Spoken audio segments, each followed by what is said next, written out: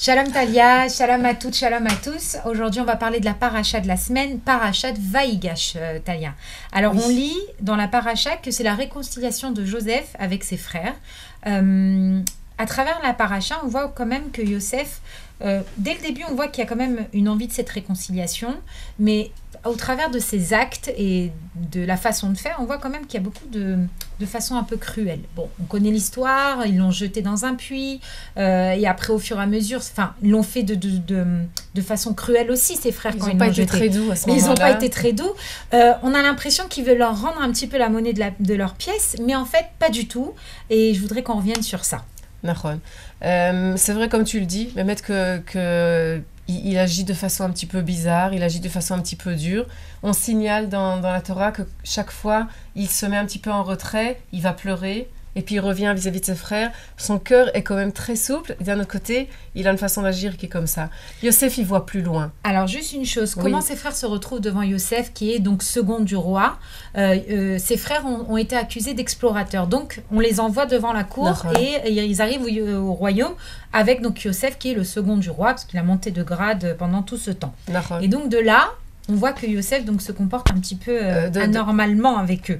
Alors, ce que je veux dire là-bas, c'est que Yosef, il voit un petit peu loin, petit peu plus loin, et il comprend qu'il doit faire passer un certain, je dirais, processus psychologique à ses frères pour arriver à la réconciliation de la façon la plus nette et la meilleure possible. Mais son objectif, il faut savoir, son objectif, c'est la réconciliation. Et en effet, le moyen par lequel il va arriver, il nous semble de l'extérieur parfois un petit peu cruel. Toujours quand j'ai dû amener mes enfants quand ils étaient bébés pour faire des vaccins, j'avais toujours ce sentiment-là. J'étais là, moi, assise avec un petit bébé dans les bras.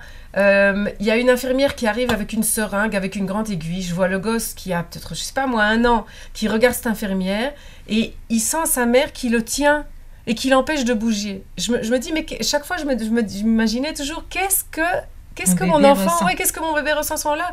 Est-ce que ma mère, elle me trompe? Est-ce qu'elle est tellement cruelle vis-à-vis de moi? Elle sait que cette femme, elle va me faire mal. C'est clair qu'elle et alors après la seringue, alors birlal, tu as le gosse qui te regarde en hurlant. Et je me suis toujours sentie, entre guillemets, tellement gênée vis-à-vis des enfants. Mais ça, c'était cette force de Yosef. C'est parfois de savoir que tu sais que ton enfant a besoin de ça. Tu sais que c'est pour son bien d'être vacciné. Et pour ce faire, Nahon, il va passer par un mauvais petit moment. Mais après, ça va passer. Et ça vaut la peine pour après. Et je crois que c'est aussi... on apprend ça aussi d'Akadosh Baruch Hu. On doit faire confiance à Akadosh Baruch Hu aussi dans tout ce qui nous arrive.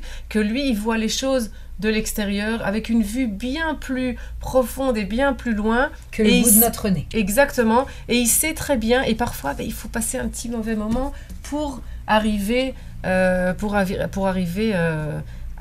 la réconciliation. À la réconciliation. Et c'est ce qui se passe alors, en effet, avec Yosef à ce moment-là.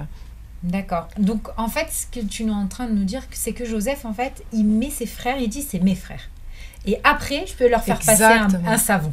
Donc, comme tu m'avais un petit peu raconté, quand tu m'avais préparé au mariage, il y avait une de tes calottes qui t'avait dit, j'ai commencé un petit peu à me disputer avec mon mari et tout ça, et tout d'un coup, mon mari s'est arrêté, et il a dit, voilà, juste te dis, je t'aime, et on peut continuer.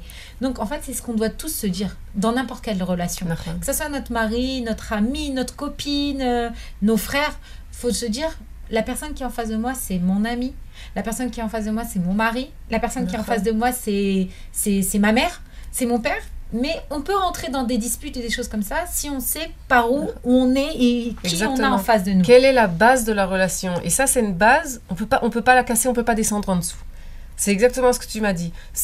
Attends, quand cette Kala, elle était partie en flèche, apparemment, il a directement senti qu'il commençait à avoir, peut-être à la rigueur, une certaine haine qui n'a rien à voir avec cette relation.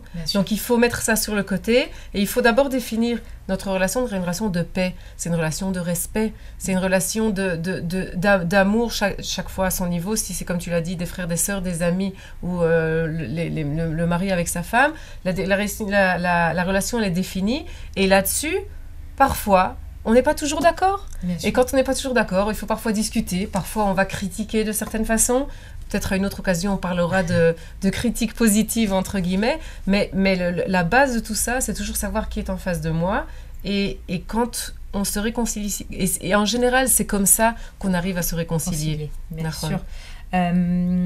Donc, on peut revenir aussi un peu sur l'humilité. Yosef est très humble avec ses frères, même après. Il est très humble, surtout dans le fait qu'il leur dit après on voit, bon, il s'enlace, il pleure. Chaque année, quand mon mari raconte cette paracha à table, moi j'ai des larmes aux yeux, parce qu'on sent vraiment cette réconciliation de Yosef avec ses frères. C'est tellement d'un certain... Il leur parle, il leur dit toujours, vous êtes mes frères. Après tout ce qui s'est passé, vous êtes mes frères. Et c'est vrai que ça demande beaucoup d'humilité. Je crois que c'est dans une relation aussi, quand on doit se réconcilier avec quelqu'un, on a besoin d'énormément d'humilité. Bien sûr. C'est un échange de cœur à cœur. Ouais. Même si on se dispute, on s'échange pas par des paroles agressives ni quoi que ce soit, on s'échange avec un cœur, quoi. On ne peut pas blesser la personne en vain. Aujourd'hui, notre impulsivité fait que on ne réfléchit pas et on peut vexer son ami, on peut vexer son mari et sa femme et ainsi de suite. Donc, réconciliation va avec le fait d'être humble. Et merci beaucoup, Talia. Avec plaisir. Shabbat shalom. Shabbat shalom à tous. Au revoir.